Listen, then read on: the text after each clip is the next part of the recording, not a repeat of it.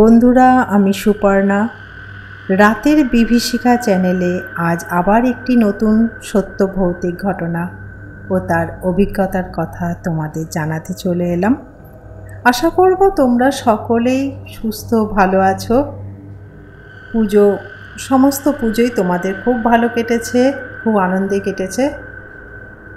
আজকে যে আমি ঘটনাটা তোমাদের বলবো সেটা অনেক পুরনো, তখন আমিও ছোট। তা আমার এই ঘটনাটা মনে ছিল না। আমার ছোটবেলার বন্ধুই সেই আমাকে মনে করালো। তা অনেক বছর পরে হঠাৎ তার সঙ্গে দেখা, আমার বান্ধবী। তা অনেক রকম কথা হতে হতে তারও একটি চ্যানেল আছে ইউটিউবে। কথা হতে হতে সে তখন বলল যে তুই যখন সত্য ঘটনা বলিস তাহলে এই ঘটনাটা বলেছিস। আমি যে কোন ঘটনাটা বলতো? যে সে কি রে, ভুলে গেলি? গৌতমদার ঘটনাটা বলিসনি? তখন আমার মনে পড়ল যে সত্যি তো, সেই ঘটনাটা তো ভোলা সম্ভব নয়। সেই ঘটনাটাই আমি আজকে তোমাদের বলবো। ঘটনাটা হলো এই যে, আমার মা অনেক বছর আগে মারা গেছেন, 92 সালে। তখন আমি ছোট, আর আমার দিদি খুব ছোটোবেলায় বিয়ে হয়ে গেছে। বলতে গেলে মা চলে যাওয়ার পরে আমি খুব একা হয়ে পড়ি। বাবা দাদা তারা কাজে যেত, আমাকে তখন একাই থাকতে হতো। এই একা থাকতে একটা ভয় লাগতো, একা হয়ে বাড়িতে সব সময়। সেই জন্য আমি ওই কাকিমাই আমাকে তাদের কাছে নিয়ে রেখেছিল। কাকিমা বলতে যে কাকিমার শাশুড়ি ঘটনা আমি রিসেন্ট বলেছি, যার শাশুড়ি পুড়ে মারা গেছিল, তাকে দেখতে পেয়েছিল, বা সেই কাকিমার কথাই আমি এখানে বলছি। তা কাকিমা আমাকে নিয়ে গিয়ে তার বাড়িতে রেখেছিল। তার তো 3টে ছেলে মেয়ে। তা তখন তার বড় মেয়ের বিয়ে হয়ে গেছে, আর ছোট মেয়েটি আমার বন্ধু ছিল, বন্ধুর মতনই, একই বয়সী। আর আরেক ছিল মানে কাকিমার যে ছেলে, আমাদের থেকে বড়। তা কাকিমার বাড়ির যে ডিজাইনটা, মানে বাড়িটা কীরকম কোয়ার্টারে থাকতো, কোয়ার্টারটা কেমন ধরনের সেটা তো আমি বলেছি। তা বাড়ি কোয়ার্টার থেকে বেরিয়ে আমি বলেছিলাম যে একটা প্রকাণ্ড বট গাছ আছে, বহু পুরনো বট গাছ, যার চারপাশটা সিমেন্ট দিয়ে বাঁধানো। মানুষ গরমকালে বসতো, শীতকালেও রোদ্দুর পড়তো, সেখানে সবাই দুপুরবেলায় বসতো। ওখানে সবাই বসে রোদ পোয়াতো, প্রচণ্ড গরম পড়লে সেখানে বসে সবাই হাওয়া টাওয়া পেত। তা ওই পাড়ারই, মানে ওই দাদার আর কি, কাকিমার ছেলের কথা বলছি, তাদের একটি বন্ধু ছিল, নাম গৌতম। সে খুব অল্প বয়সেই বিয়ে করে, লাভ ম্যারেজ। তো বিয়ে পরে খুব ছেলেটি গরিব ছিল, মা বাবা ছিল না, ছোটোবেলায় মারা গেছে এক দিদি। সে দিদিরও বিয়ে হয়ে গেছে, তারও কোনো রকমের সংসার চলে। তা ভাইকে বিয়ে দিয়ে ভেবেছিল ভাই কাজ করবে, বউ নিয়ে সংসার ধর্ম করবে। সেই জন্যই ভাইকে বিয়ে দিয়ে সংসার যাতে করতে পারে সেই এতে একটা ঘর করে দিয়েছিল, চলছিল। এই গৌতমদা খুব মিশুকে ছিল, সবার সাথে কথা বলতো, খুব ভালো ছেলে ছিল। বউদের চাহিদার নাম মেটাতে পারলে তো তখন স্বামী খারাপ হয়ে যায়। সে তার জীবনে যা চাইতো, শাড়ি কাপড় খাওয়া দাওয়া, সেইগুলো হয়তো গৌতমদা সবসময় পেরে উঠতো না দিতে।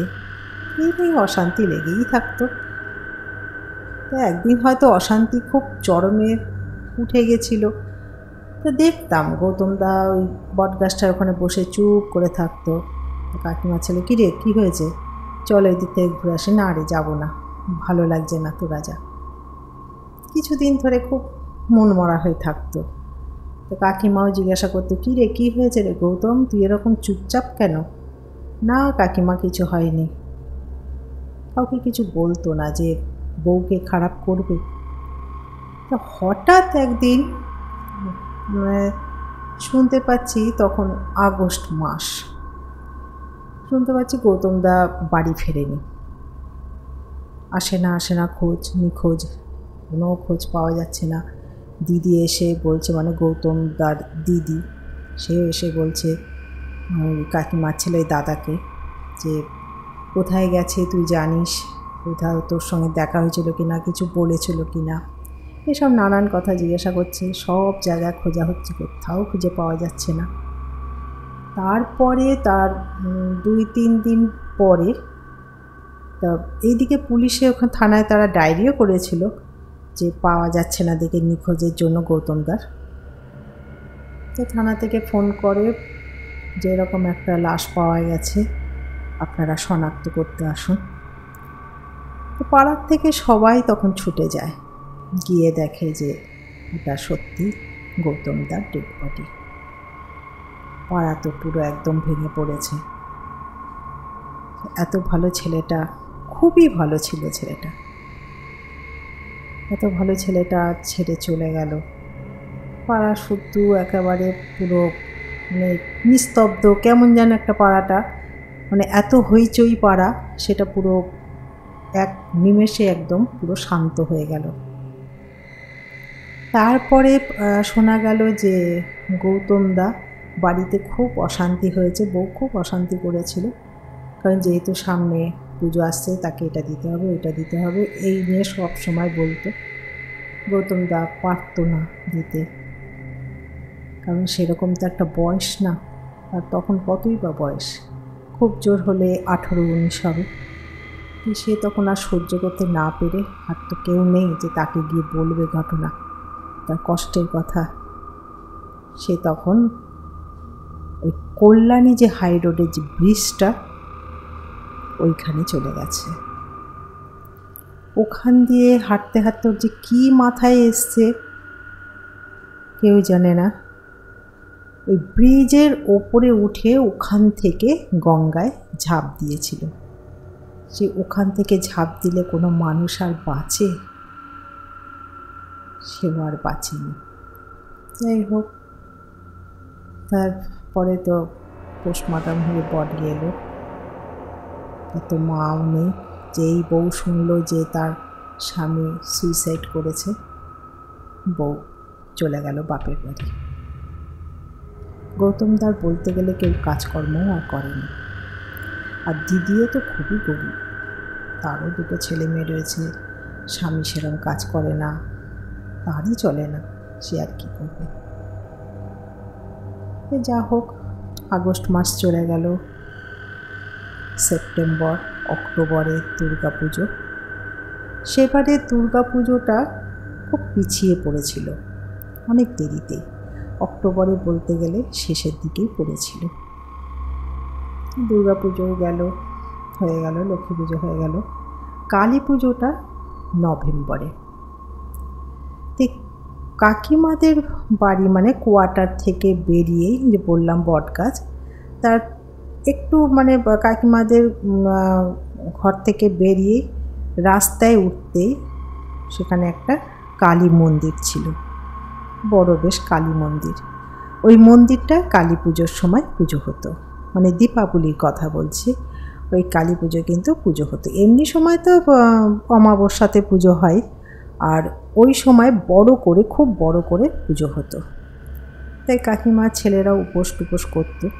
তা সবার মন টন খারাপ, পুজোটা কোনো রকমে হচ্ছে, যেহেতু পুজোটা করতে হবে তাই জন্য কোনো রকমে পুজোটা হচ্ছে। সেরকম লাইট ফাইটও লাগানো হয়নি, যতটা মন্দিরের সামনে লাইট লাগানো হয় ততটুকুই। পাশাপাশি সব মহিলারা, ভদ্রমহিলা, কাকিমা, জেঠিমা, ওরা আর কি উপোস করে পুজোটা করছে।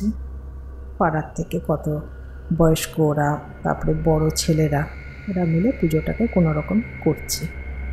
পুজো চলছে, গৌতমদার মানে চলে যাওয়ার পরে এই কাকিমার ছেলে কথা বলছে, আমি কারুর নাম বলছি না, কারণ তাদের বাড়ি মানে যেই দাদার কথা বলছি আমি, কাকিমার ছেলে সেও বেঁচে নেই এখন, তার বোনেরা রয়েছে। আমি জানি না এই ঘটনাটা শুনলে তাদের হয়তো কষ্ট হবে, সেই জন্য আমি কোনো নাম টাম বলছি না তাদের। সেই দাদা প্রতি বছর উপোস টুপোস করে, কিন্তু সেবারে আর উপোস করেনি মনের দুঃখে। ওই দাদাদের আর কি দলটা, তাদের যে বন্ধু বান্ধবগুলো কেউ আর উপোস করেনি। তাদের থেকেও যারা বড় তারা উপোস করেছে, পুজো করছে। 12:30 অবধি ওই দাদা ছিল, ওই মন্দিরের সামনে ছিল, কারণ ওটা একটা পুজো হয় বাড়ি বলতে গেলে সব সামনে, আনন্দ হয় খুব, সামনে ছিল। আমরাও ছিলাম বাইরে বসে টসে। 12:30 যখন বেশ ঠান্ডা লাগছে, বলতে গেলে খুবই ঠান্ডা লাগছে। তার আগে কিছুদিন আগে কালী পুজোর আগে বৃষ্টিও হয়েছে, নভেম্বর মাসে বলতে গেলে মাঝামাঝিতেই পুজোটা, বেশ ঠান্ডা কিন্তু লাগছে। তা কাকিমা আমাদের বললো চল চল ঘরে চল, আর বাইরে থাকতে হবে না, মাথায় শিশির করছে, চল শুয়ে পড় বলে আমরা সব ভেতরে ঢুকে শুয়ে পড়েছি, খেয়ে দিয়ে শুয়ে পড়েছি। হঠাৎ ঘুমিয়েও পড়েছি আর কি। মাইক টাইকও তো বাজছে না যে মাইকের আওয়াজে ঘুমটা আসবে না, তা না। হঠাৎ ঘুমটা ভেঙে যায় হইচইয়েতে। তা কাকিমার যে ছোটো মেয়ে, যে আমার বন্ধুর মতন ছিল, সে আমার বলছে এই শোন শোন, দেখ কিসের আওয়াজ হচ্ছে, দেখ লোকজন হইচই, কি দেখ চিৎকার চেঁচামেচি হচ্ছে। তো দেখি কাকিমা উঠে চলে গেছে। তা ও আমাকে ডাকতে আমি আরও উঠে গিয়ে দেখি, গেটটা খুলতে দেখি প্রচুর লোক, পাড়া কোয়ার্টারে যত লোকজন সব দাঁড়িয়ে রয়েছে ওই বট গাছের ওখানটা ঘিরে। ওই দাদাও রয়েছে। আমি কাকিমাকে বলছি, কাকিমা কী হয়েছে? বলে দেখ না, অশোক অজ্ঞান হয়ে পড়ে রয়েছে। কাকিমাদেরই কোয়ার্টারে, কাকিমারা যে কোয়ার্টারে থাকতো তার দুটো ঘরের পরেই হচ্ছে অশোক দাদের বাড়ি, ঘরটা আর কি, কোয়ার্টারটা। দেখ অজ্ঞান হয়ে পড়ে রয়েছে। তো সবাই নিয়ে এসে জল টল দিয়ে করেছে। তাকে এসে এরকম চোখ টোক ঘাট টাড়গুলো করছে। তুই কী হয়েছে বলবি তো, বলে ওকে যত ওই বট গাছের ওই সিমেন্টের ওখানে বসাতে যাচ্ছে, কিছুতেই বসবে না। ওখানটা কিছুতে না না না করে সরে সরে যাচ্ছে, ছিটকিয়ে চলে যাচ্ছে, না না করতে করতে। কী হয়েছে বল না। তা ওই কাকিমা আরও যারা বয়স্ক তারা বলছে থাকবে, ও যখন বলতে চাইছে না, ওকে বাড়ি নিয়ে যাও, নিয়ে গিয়ে শুয়ে দাও। তখন বাজে 2:45 এরকম। বাবা মা নিয়ে গিয়ে বাড়িতে নিয়ে গিয়ে শুয়ে পড়েছে। পরের দিন সকালে শুনছি যে অশোকদা যখন দুটোর সময় ও ছিল মন্দিরে, ওখানেই ছিল। তাদেরকে ঠান্ডা লাগছে দেখে ভাবছে যে বাড়ির থেকে একটা চাদর নিয়ে আসি গায়ে, বেশ ঠান্ডা লাগছে, বুঝতে পারছি না তো বলে চাদর আনতে যাওয়ার সময় ওই বট গাছের ওখান দিয়েই তো যেতে হবে। ওখান দিয়ে যাচ্ছে, দেখে যেন সিমেন্টের ওই বট গাছের গোড়ার ওখানে সিমেন্টের যে বাঁধানো, ওর ওপরটায় পা তুলে, যেরকম হাঁটু গেড়ে করে পা তুলে মাথাটাকে হাঁটুর মধ্যে রেখে এরকম বসে থাকে না, ঠিক সেইভাবে বসে রয়েছে। পেছনটা গৌতমদার মতনই লাগছে। অশোকদা সেই মুহূর্তে এক ঝলকের মতন ভুলে গেছিল যে গৌতমদা তাদের মধ্যে আর নেই। কিরে গৌতম না, কিরে গৌতম, তুই এখানে বসে আছিস? সে আগে যেরকম ইয়ার্কি করতো, এরকম বলতে গিয়েই তার এক ঝলক মনে হচ্ছে আরে গৌতম তো নেই, এটা কে? বলে যেই করে তাকাতে গেছে, দেখে গৌতম না নেই, আর ওখানে আর কেউ বসে নেই। কী হলো? তখন এদিক ওদিক তাকিয়ে আর কাউকে দেখতে পাচ্ছে না, শুধু একটা হাসি, এরমভাবে হাসির একটা আওয়াজ। অশোকদা বাবা গো বলে চিৎকার করে ওখানে পড়ে যায়। এইটা শুনলাম। তারপরে অশোকদাকে যেই বেরিয়েছে, তখন কাকিমা যে কী রে, কী হয়েছিল রে? বলে বিশ্বাস করবে না কাকিমা, কালকে আমি পুরো গৌতমকে দেখেছি। কেউ বিশ্বাস করবে কি না করবে আমার কিচ্ছু করার নেই, কিন্তু আমি দেখেছি। তো কাকিমা বলছে, তুই গৌতমকে দেখেছিস? বলে স্পষ্ট এই জায়গাটা, বলে হাত দিয়ে দেখাচ্ছে এই জায়গাটা এইভাবে বসেছিল। আমি তো সেই মুহূর্তে ভুলেই গেছিলাম, তো জানোই যে পাড়ার মধ্যে গৌতম ছেলেটা কত ভালো। বলে হ্যাঁ সে তো ঠিকই। বলে আমি না ভুলেই গেছিলাম যে গৌতম আমাদের মধ্যে নেই, কিন্তু ওইভাবে বসা না, আমি সবে ওর গায়ে হাত দিয়ে বলতে যাচ্ছিলাম, কী রে গৌতম এখানে বসে রয়েছিস, হ্যাঁ কী রে, বলে ইয়ার্কি করে বলতে, তখন দেখি হট করে দেখি আর নেই। কীরকম একটা হাসির একটা আওয়াজ এলো, কেমন যেন একটা হাসির আওয়াজ এলো চারপাশ দিয়ে। আর বলতে গেলে বললাম তো, মন্দিরের মানে শোকের ইয়েতে কেউ লাইট ফাইট সেরকম দেয়নি, মন্দিরে যে লাইটটা জ্বলছে সেটাই, রাস্তা ফাস্তা সেরকম লাইট ফাইট জ্বালায়নি, যার জন্য এদিকটা বটগাছের এইখানটা যে আলো পড়বে সেটা না, যতটা আলো রাস্তার আর কি, রোডে যে রাস্তা আলো দেয় সেইটাই। যে কী বলছি, বলে হ্যাঁ আমি খুব কালকে হয়ে গেছিলাম গো, বিশ্বাস করো আমি এখনও শরীর আমার ভালো হয়নি, আমি আমার বাড়ির থেকে আর বেরোবো না আমি আর। বলে সকালবেলা চলে গেল। পুজোটা, কালী পুজোটাও কেটে গেছে, আবার সব মানুষ আস্তে আস্তে ভুলতে বসেছে সব। তারপরে একদিন ওই পাশেরই কোয়ার্টারই আরেকজন, মানে সেরকম আমার পরিচয় নেই, এদের যেহেতু দেখি ওখানে ছিলাম বেশ কিছুদিন আমি ছিলাম, সেই জন্য চেনা টেনা, ওই লোকটাও থাকে ওখানে কোয়ার্টারে। তো সে তার ডিউটির থেকে বেশ রাত্রির হয়েছিল ফিরতে, 12:30 পৌনে 1 হয়ে গেছিলো। সেও যখন ওখান দিয়ে আসছে, পডকাস্টটা পাশ দিয়ে যে চলে যাচ্ছে, তখনই গৌতমদার মতন বলে, গৌতমদা নাকি সবাইকে জিজ্ঞাসা করতে, কী কাকু এখন ফিরলে? বা কেউ যাচ্ছে তাকে, কী কাকু এখন যাচ্ছ? সে কাকু হোক, জেঠু হোক, দাদা হোক, দিদি, বৌদি, কাকিমা, যাই হোক, সবাইকে জিজ্ঞাসা করত। ঠিক ওই গলায় মানে কাকুকে বলছে, কী কাকু এখন ফিরলে? তো হ্যাঁ রে, সেও আর কি এতে আচমকাতে হ্যাঁ রে বলে পেছন দিকে তাকিয়ে দেখে কেউ নেই। কী হলো তখন? তো বলতে গেলে পুরো শীতকাল। কী হলো কথাটা আমাকে কে বলল? তখন পেছন দিকে তাকিয়ে দেখে কেউ নেই ওখানে, অথচ কথাটা কে বলল? আর কোনো কথা নেই। সে তখন ওখান থেকে কিভাবে যে বলে বাড়িতে গেছে, মানে কোয়ার্টারে ঢুকেছে, সে নিজেও জানে না। গিয়ে দরজা নাকি খুব জোরে ধাক্কা দিচ্ছে, দরজা খোলো বলে। তখন বাড়িতে ওনার ওয়াইফ এসে তাড়াতাড়ি দরজাটা খুলে বলছে, কী হয়েছে? দরজা দাও বলে দরজা দিয়ে হাঁপাচ্ছে ঘরের ভেতরে। তখন ওরা ছেলেমেয়েরা জল দিয়েছে, জল খেয়ে তখন বলছে, এই ব্যাপার, এটা একটা করতে হবে পাড়ায়, এইভাবে তো মানে সবাই ভয় পাবে বলে। পরের দিন সবাই মিলে বসে একটা করে, যেখানে তো কাজ টাজ হয়নি, গৌতম যে অপমৃত্যু মূল্য, সুইসাইড করলো, এটা তো কোনো কাজও হলো না।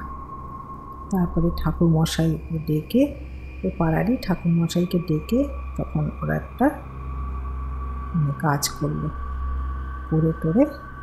তারপরে আর দেখা গেছে কি না আমার ঠিক সেইভাবে শোনা হয়নি, আর শুনিও নি, কেউ বলেও নি আর কথাটা।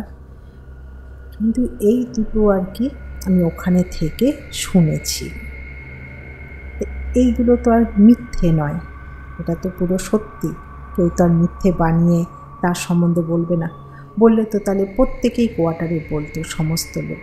কারণ গৌতমকে ওখানে সবাই ভালোবাসতো, গৌতম দেখে সবাই বলতো, কিন্তু কেউ তো বলেনি। বলল কিন্তু ওই অশোকদা আর ওই কাকু। তাহলে ঘটনাটা পুরো সত্যি। আজকে আমার ঘটনাটা এটাই ছিল, এই বহু বছর আগের পুরনো গৌতমদার এই অপমৃত্যুর ঘটনাটা।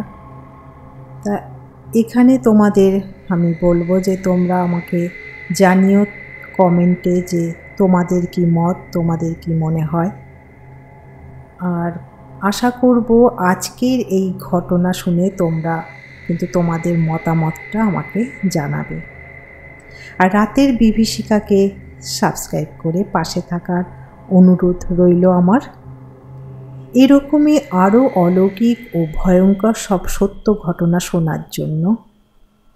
যার পিছনে কোনো যুক্তি কাজ করে না। ধন্যবাদ। আবার আসবো নতুন সত্য ভৌতিক ঘটনা নিয়ে।